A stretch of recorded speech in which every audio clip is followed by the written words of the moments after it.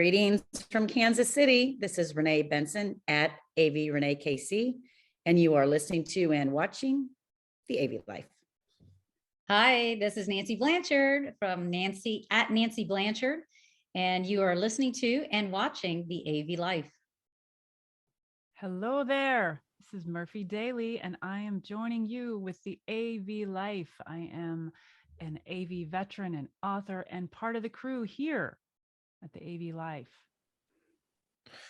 I am James King, writer for the Higher Ed Digital Magazine, IT and AV column, and you are watching and listening to the AV Life. And I'm your host, Tim Van Wert at T Van Wert or at the AV Life Pod, and a seasoned AV professional as well, since I guess we could throw that out there since we're talking about that. And you are watching and listening to the AV Life. And welcome. We took a week off. Hope everyone had a very wonderful Thanksgiving, that you all stayed safe. You visited with family. I know last year was a little weird for everybody, so this year I hope you had some little piece of normal family time or friend time, had your Friendsgivings or whatever it might be. But we're back now. We got a couple episodes this month in December, and then we'll take a couple weeks off for Christmas and New Year's, and then we'll be back again in January, just to kind of give you a quick overview of what to expect over the next couple weeks. But for this week, we have our bold predictions for 2022. We're gonna call it now before we get there, and we're gonna see what happens when we eventually cross over into 2022. And I've invited two absolutely wonderful guests to our podcast tonight, both repeaters to the AV Life. First off, Cory Schaffer from QSC. Welcome, Cory. How are you doing tonight? I'm doing great. It's good to be back in the AV Life. I will say, I think, yes, and I think the first time I met Cory was actually on an episode of the AV Life with Cory Moss. So we had Cory and Cory going that entire night, and that was, yeah. It was almost like, it was like when we had Tim Albright on a few weeks back for this episode, and it was me and Tim on the same episode, and it was like, okay, Tim, which Tim is talking right now? Two Tims, both hosts. Yeah. Yes. But it was my show. Right.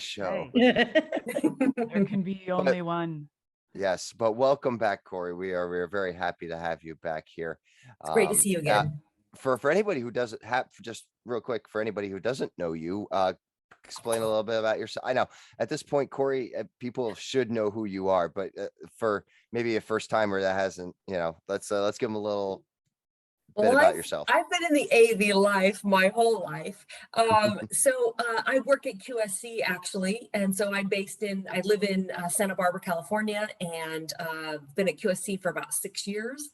And been in the AV world, my whole life. Prior to QSC, I was a co-founder of Listen Technology, so I did Listen for 18 years. And then prior to Listen, I was at Claire One. But happy to have landed at QSC, and I work on the alliance and ecosystem team. So I work with a lot of partners, and I am learning a lot and having a great time. Very awesome. Very cool. And now I'd like to introduce I guess probably our youngest member here on the AV Life, Paige Stanberry. How are you, Paige? I'm good. I'm excited to be back. Yes, we are very happy to have you back. And you have a new role to let us all know about, I'm assuming at this point, correct? I do. Yes, All right. I do. So introduce to the world or of the AV Life what your new role is now. Yeah, I just started this week as a content specialist for Legrand AV. And so it's been super exciting, learning a lot already. So yeah. It's awesome. Well, congratulations on the new role. And I brought it up before we started recording, but we have a huge group of some awesome women in AV on this podcast tonight. So I am, myself, I'm going to speak for James because he's the other guy here. But I am truly humbled by, the fact that, this is a great group that we have here tonight. So, and we Tim, always do. I love that you've got a great group of women, right? So, we don't see enough podcasts and enough events with even a woman. So thank you.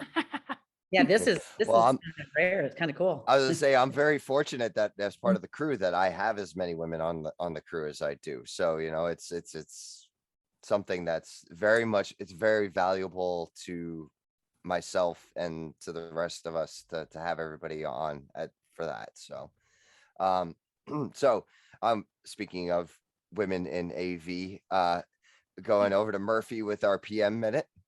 Yes, PM minutes. All right. Many times when I'm talking about the PM minute, I'm thinking from terms of the project manager's perspective, the P and the M in the PM minute.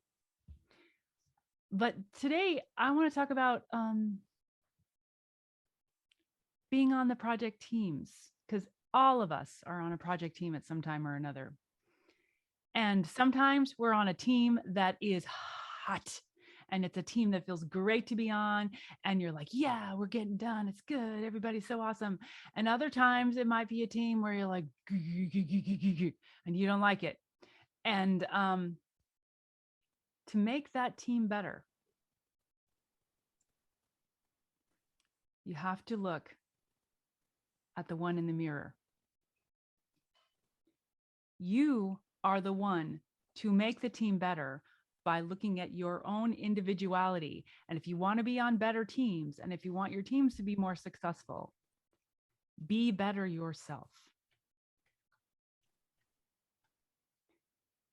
It's up to us. That's where we have the power, where I can learn and I can contribute.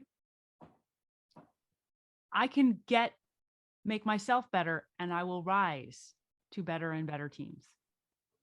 It's up to us. Me. Preach. That is awesome. That's very well said, Murphy. And I will say, yeah, there's only so much you could do to motivate the whole team, but you should start with yourself. And I had Michael Jackson going through my head the entire time. I didn't even think about it until I got partway through. I'm like, oh, I'm gonna have to, and then I thought the same. Song. So yeah, I mean, I will say, yeah, well, but there's one thing about this though. I've been in positions where I've elevated myself as part of a team, but then I get told that I'm exceeding expectations, that I'm making the rest of the team look bad. Happens. Oh yeah. Oh, well, funny that you mention it. That is one of the themes of my first novel. Ooh. Possibly my only novel, the Parable of Miriam the Camel Driver, where she definitely is not doing. She's doing a lot of things, but the teams around her are like, knock it off. And yeah, that could definitely happen. It does happen. You're just saying it happened, and yeah. And it wasn't even from other members on the team. It was from leadership. It's like you're setting a level that the other guys can't match, and I'm like, okay. So do they want you to tone it back, or what's the solution there? Yeah, I know. Well, that's what I was supposed to do. I was supposed to scale it back and not provide the higher level of customer service. So that was, yeah. Seems a little weird. Yeah. Yeah, a little bit. Yeah, for someone like you, Renee, you're like, that doesn't make sense. Well, it's also part of the reason I don't work there anymore. But, and that's what happens. You end up putting yourself in such a place, and I've been there too, a place that is so not in simpatico with what you're doing, that even if you stayed and been like, I'm gonna help make it better, I got kicked out because like, get out, you're the weird one. It happens. Yeah, it's real. Any other comments in regard to Murphy's PM minute? I guess I would say also taking ownership in when you see things happening on your team where you can kind of see it going south. Or I'll give an example. I had somebody come to me and she's like, hey, can I talk to you after this meeting? And so I'm like, yeah, sure. So we're chatting after the meeting, and at the end, my advice was, hey, just don't take it personally, because I don't think this was meant personally. And if we're going to run as this good, cohesive team, we got to just learn to shake things off and not take things personally, because let's think about the person we're dealing with, and where he's coming from. He's a good guy, etc. So try to, have people on the team look at through a different lens when, they feel like, when they take something personally, because, so often it's just not personal, right? It's just not about us. And Right. I think we all have ownership in making sure teams continuously run cohesively, including if you've got somebody who is behaving in a way that maybe they don't recognize that somebody could take it in a negative way. Address it with that person. Just say, hey, for the benefit of the team, let's just, talk about it. No need to be a jerk, talk nice, but just try to keep everybody in check and just always keep at the center of it. Let's just be a really well-oiled machine. Yeah. Right. Be Yeah. better Awesome. while being kind. Yes. And that was a running theme over Twitter. I feel like this last weekend was being kind and being Oh, wasn't good that to so others. sweet? The AV and the AM this weekend, the Yeah. thankfulness, that was really lovely. hmm It was good to hear from other AV tweeps out there that have been doing good and being better. So it's a really heartwarming and good to see, that we are that true AV family that we've been preaching for all these years, so Yeah.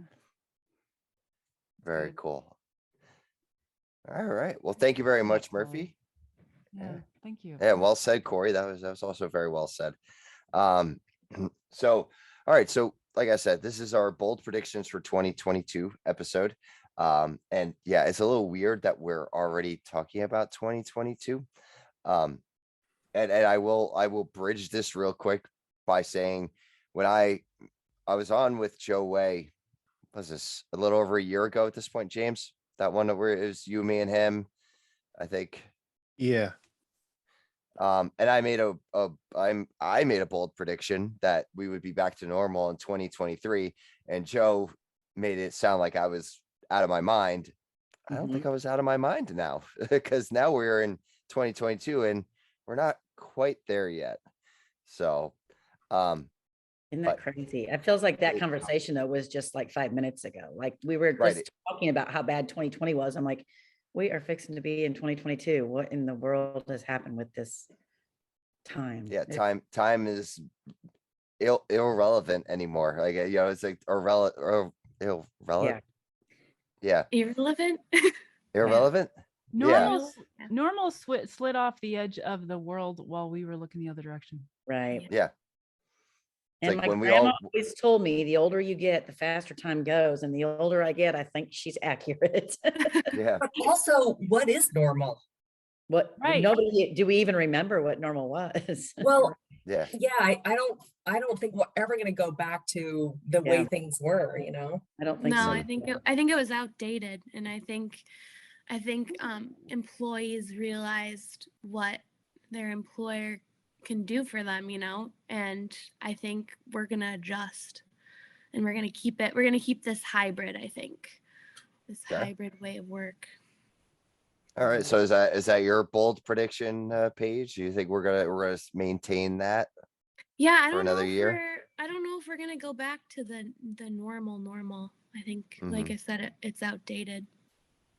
I'm with Paige. I think that it's just the way it's going to be. And I think not just the work, but I think when we do events, they're going to always be hybrid events as well, which I think will be great because we'll be able to be more inclusive for people that don't actually travel to maybe an ISC or something, but Exactly. making those hybrid events. And by the way, it is what we do in AV, right? I mean, streaming and broadcasting. I mean, why didn't we were outdated before, to Paige's point? Yeah. Why weren't we doing that before? And Cory, that point is what David Danto brought up on Twitter, which was really good, is that now what you're doing when we talk about inclusion is you're including people that perhaps with disabilities weren't able to physically attend the shows. Mhm. Exactly. So now you're reaching a larger audience. Absolutely. My question is going to be, is that what kind of price tag is going to come along with some of the bigger shows like the ICE and the Infocoms versus like the E4? Mm. The Alma E4 was just this week. And I mean, I logged on several times, just a couple sessions, and the keynote speakers, it didn't cost me anything. But I mean, I know there's some of these big shows that you're still gonna pay to get on there, right? So Yeah. I'm just curious to see what's gonna happen with that. I mean, like concerts, are they gonna open concerts up and go, it's $100 for a ticket in person, it's $19.95 to stream it at your house? You know, are they gonna? Well, change? there were some artists that were doing that in the middle of the pandemic. Like they were Right. doing streaming only concerts, and it was Right. like $15 or $20 a person. So it was, or per login, so Right. But to Nancy's point, whether you're an artist or whether you're putting on an event or whatever it is, if you have the ability to do in-person and streaming, shouldn't streaming be less money or free, because you are reaching a wider audience, and it kind of depends on what's the goal here. Is it to expose people to, a new song? Is it to educate, kind of what is it? And I think we're all going to start looking at the value of that. I think that as far as events, we have totally rethought at QSC how we'll do events, and we will never go back and do events the way we did them before. You're not going to see this huge 2-story booth, Right. etc. No, we found other ways to interact with customers, do product launches, etc. And without that price tag. You know what? So here's my question, Cory. Are we going to go back to the good old days of the Amex Crestrons and all those when I was on board there? Never heard of them. And do road shows? I'm sorry, and do what? And do road shows. I'm beginning to see that with some of the manufacturers that I'm seeing that.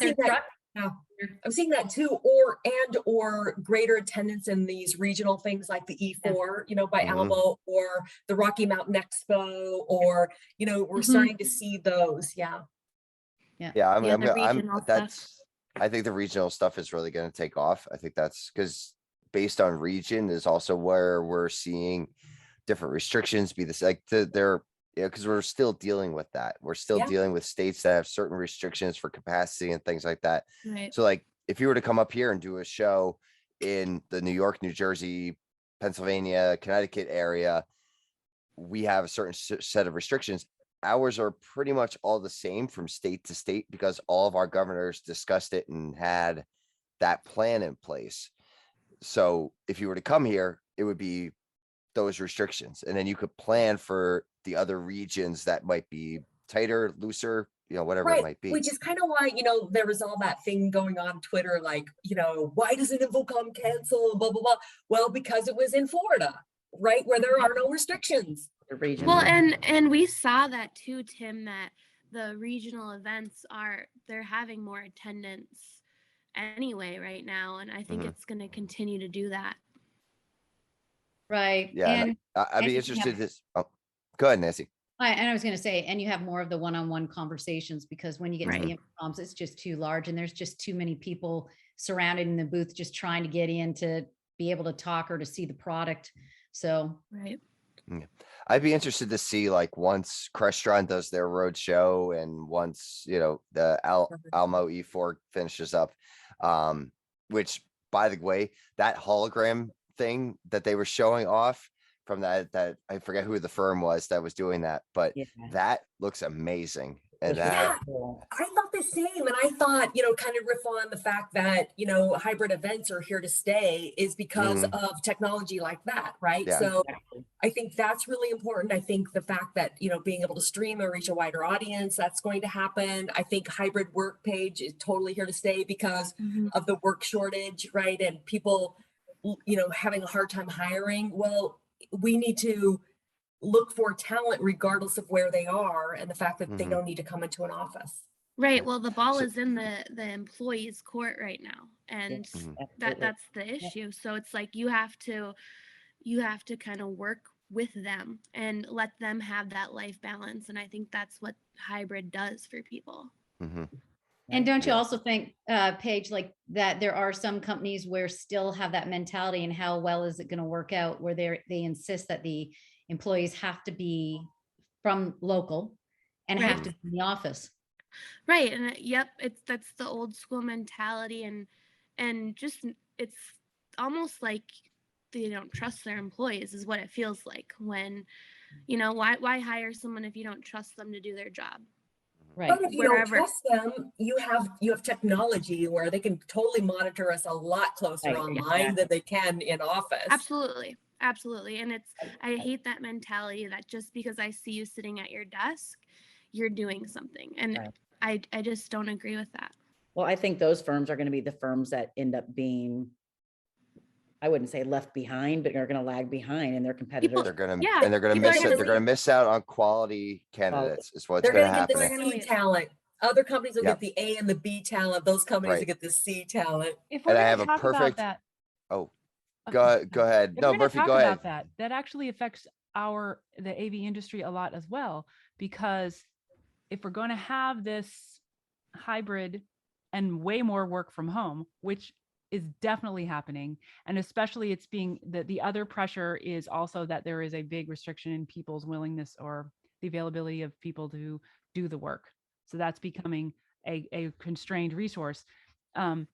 So people are still going to want to do some kind of team building activity from time to time. So there you go. We're getting the nods, right? That's where the AV events can come in and do, like, we'll set you up with a cool party and you can do the presentation. You don't even have to have it in your headquarters anymore because maybe you gave up that rent, but there's going to be like teams activities for teams all over the world, and for the people that don't want to actually come, then those will be streamed as well, and you get the big face of whatever your choice, team, Zoom, whatever.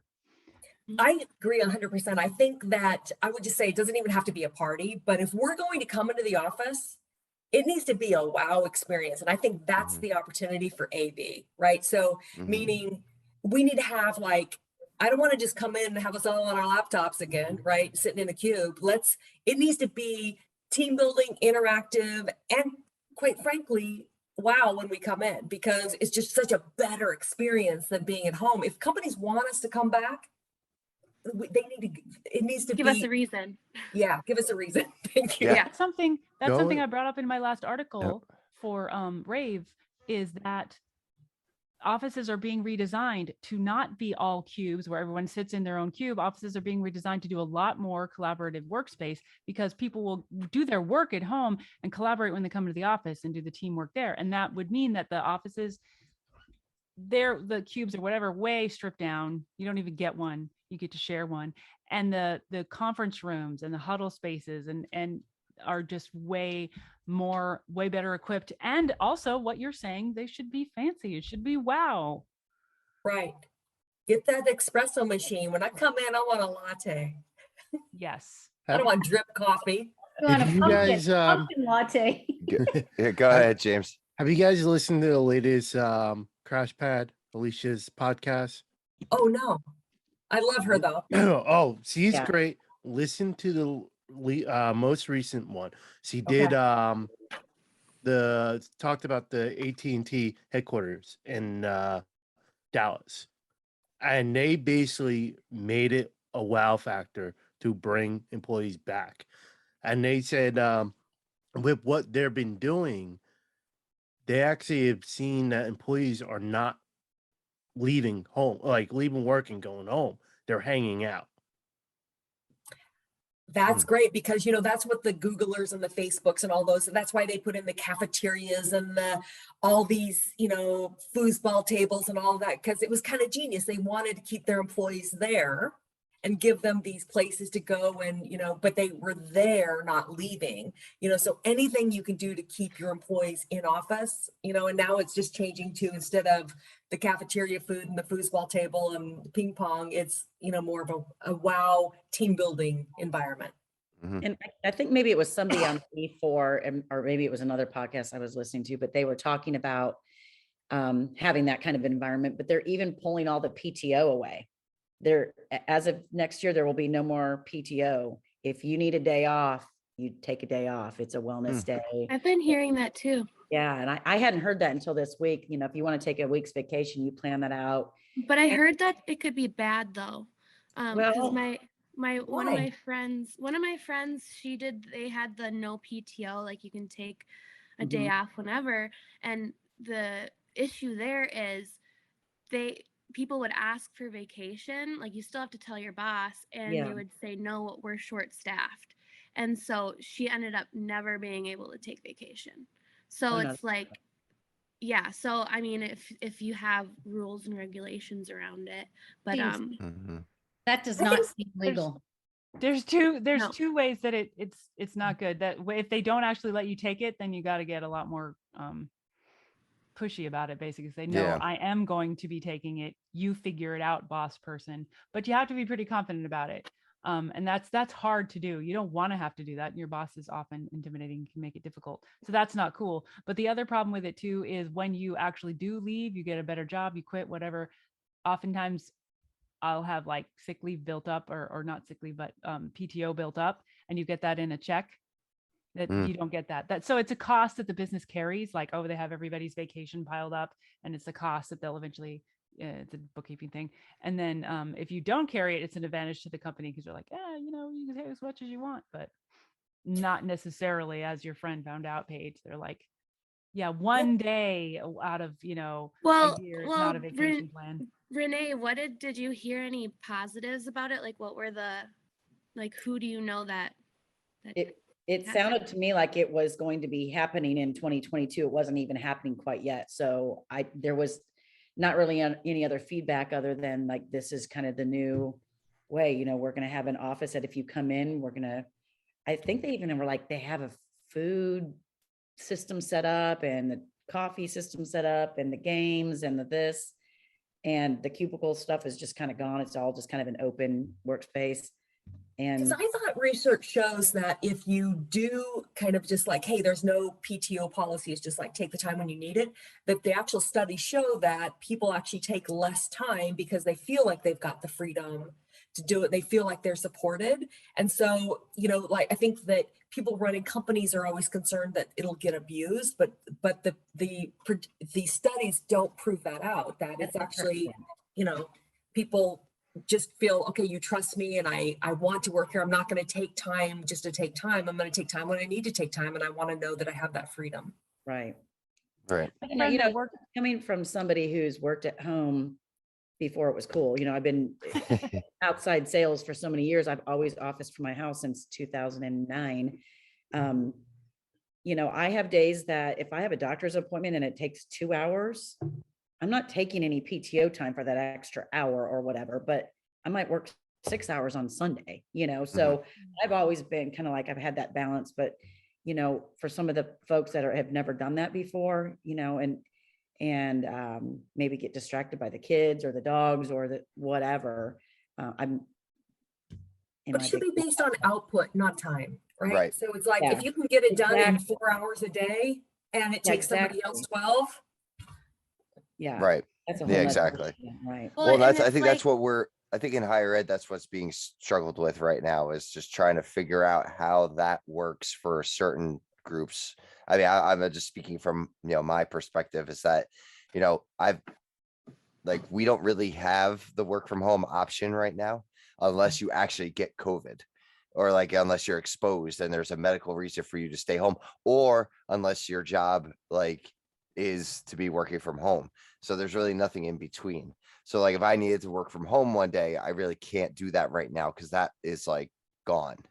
So it's either I do my PTO or I go to work. Yeah. So right, it's not going to work for every industry and every every job. You're more hands-on, Tim, right? I mean, in higher ed, you guys are in a classroom fixing a projector, or you're Right. But I also, as a supervisor, I do have administrative responsibilities, which is Yeah. usually like if I'm working from home, that's what I'm doing. Like I'm sitting there answering emails, I'm pushing through budget numbers, like I'm doing all those sort of things, which I actually am more productive here doing that because I don't get my hand grabbed and pulled into a classroom to come and fix something. So yeah, Right. me being here is better for me because I can get more done. And That's on the perk then is to see my family on top of all that too. But Yeah. right.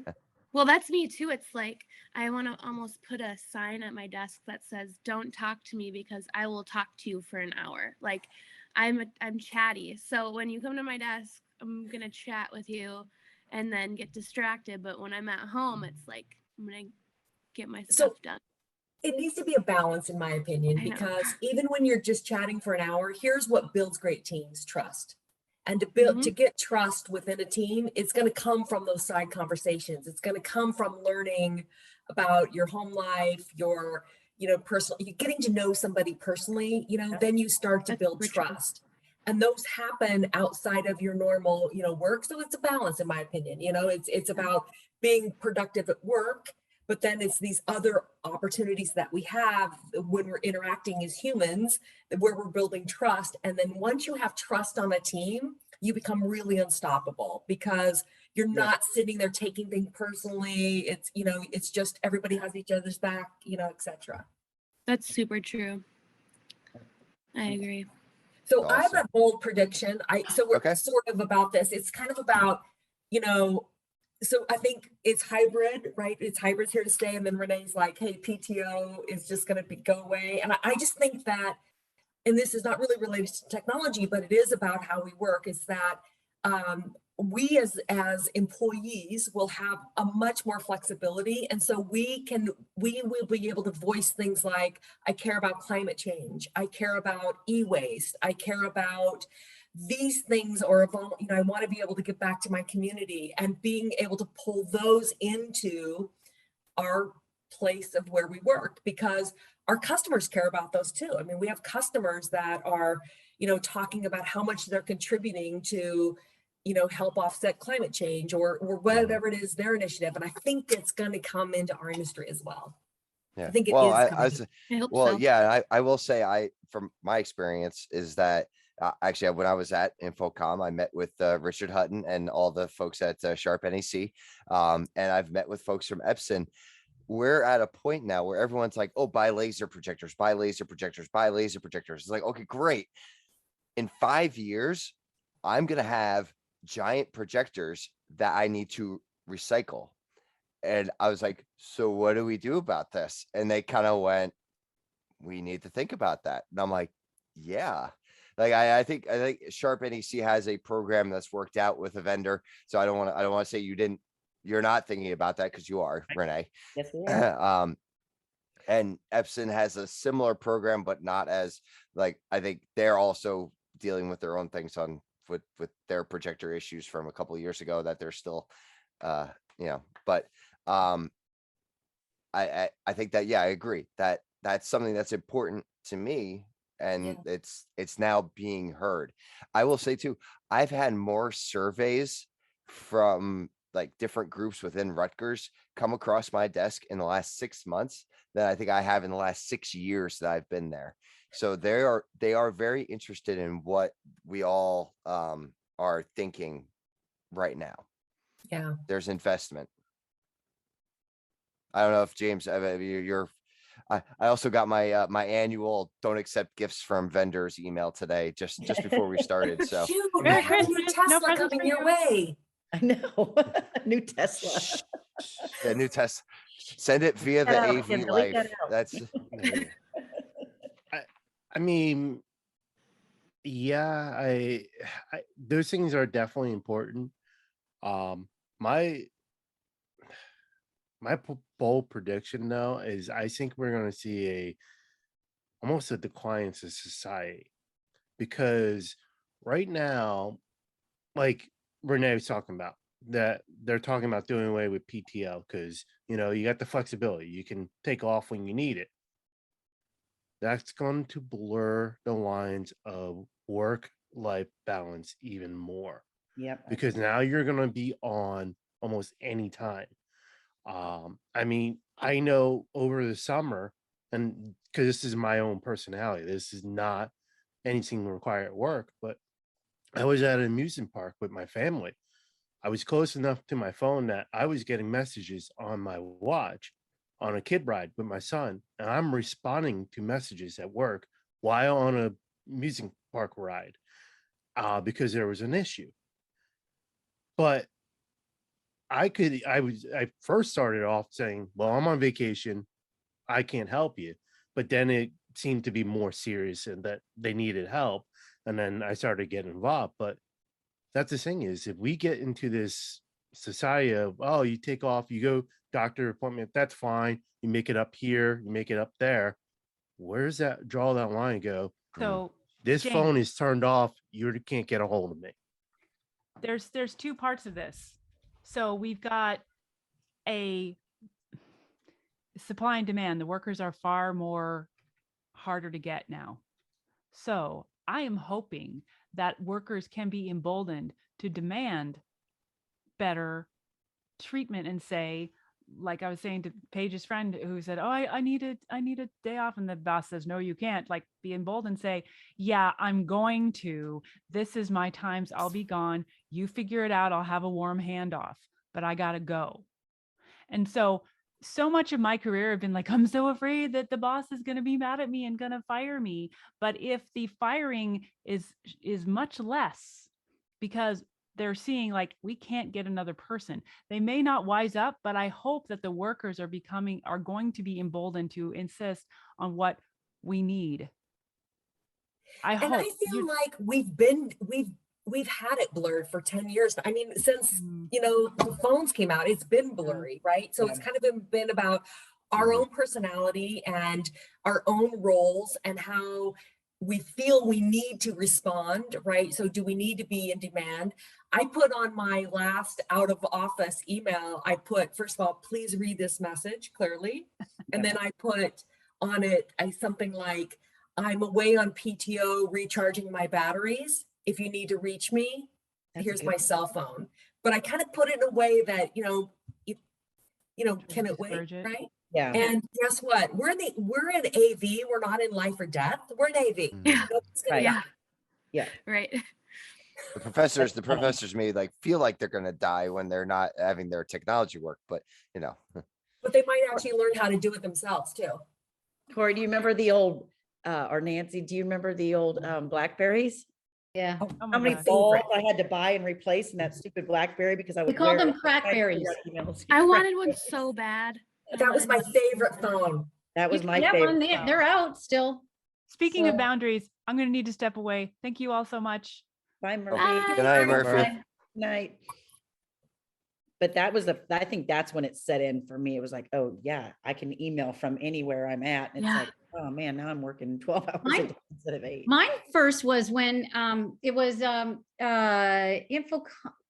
actually when I started working for AMX, so 97, and I moved to San Jose, and they had the pagers, and they were called Sky, I think, and they had them Oh, my- kiosk in the San Oh. Jose airport. So I picked one up, and then that's where you could do like small text on them. oh my goodness. And then I remember, being at Infocom and texting one of the other manufacturers about stuff. And that was like the bomb because it was, oh, I'm on an airplane and I can still be able to talk to people. Yeah. Yeah. So so I think SkyTel. it's about us setting boundaries, and it's about us deciding, when do we need, and I think COVID has really taught us this too. It's like, because when everybody went to work from home, everybody was wanting to be on, video and available. So everybody knew that, yeah, I'm at home and, and I'm working, I promise. So then people worked so much longer, I think people were anxious. Yeah. I think Yeah. people were like, I want my boss to know that I'm working. I think was a big part of it. You and I mean want them to justifying, accept this. justifying. Yeah. Yeah. Yeah, let me So tell you, those excuse me, those SkyTel pagers, that was my first work related device that I got. That was I was starting a corporate facilities job, and that was was full-time. I was 22 years old. They were like, here, it's like, this is yours. And I remember there was a website I could go to and I could send the text messages that way. And yeah, that was the weird. It was so cool, but so weird at the same time, like really being fully connected at that point, like having that thing attached to my hip. Yeah. So, but anyway, I That's when it all digress. started.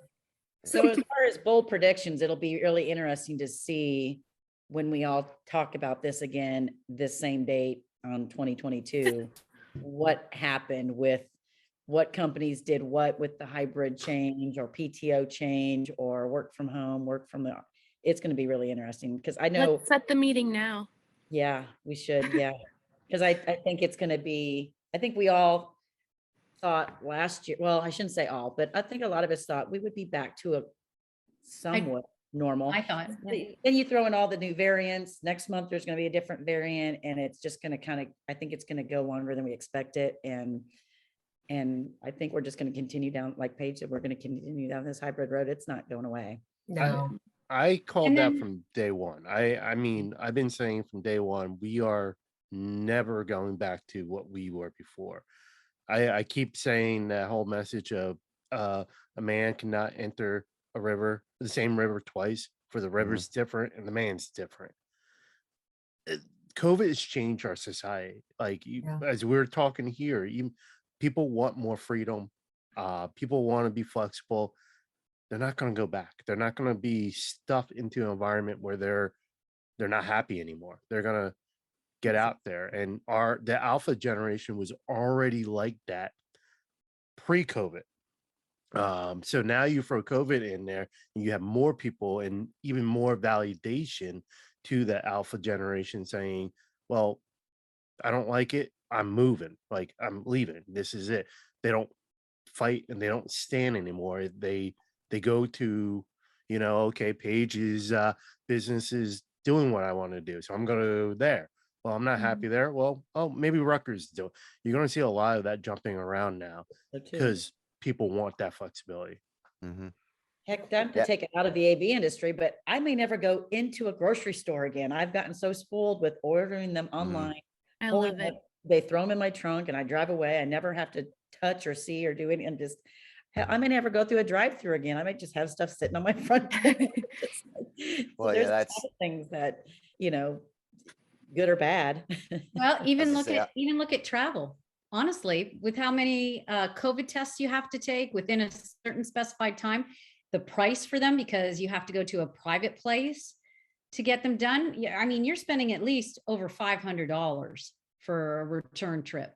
So how's that going to look in the future? Well, part of when I just got back from Mexico a couple of weeks ago, that was part of the all-inclusive package now is your COVID test. That's part of the, Gosh, no way. yeah, so I didn't have to pay extra, but if I was going to Canada, the Canadians had to do a different test and they did have to pay for that one. And they'd be Yeah. nice about it. Yeah. Yeah. And it was very expensive for Vancouver. Yeah. But That it's is just wild. it's just little things like that you think of, even for me working globally, when am I going to go? I actually was just asking today, is ISC still in the bag for us? And so they just said, wait another week. We're going to be talking about it. So, Well, they've been canceling stuff in Amsterdam and right. Yeah, IDC. well, show. and Germany basically Mhm. just went into a lockdown Yeah. for anybody who is non-vaccinated. So Mhm. basically, you can go to the store and go home if you're not vaccinated. Like if you're deciding not to get vaccinated. So, like it's gonna get interesting. Yeah, I agree that things like ISC might be yeah. in jeopardy. Non-existent. Yeah. I feel like 2 or 3 weeks ago, if we would have talked about that, it would have been like, no, it's going to be on. And then this new variant comes in and all of a sudden everything kind of goes back to question marks. That's what it's been this whole year. It's hurry up and wait.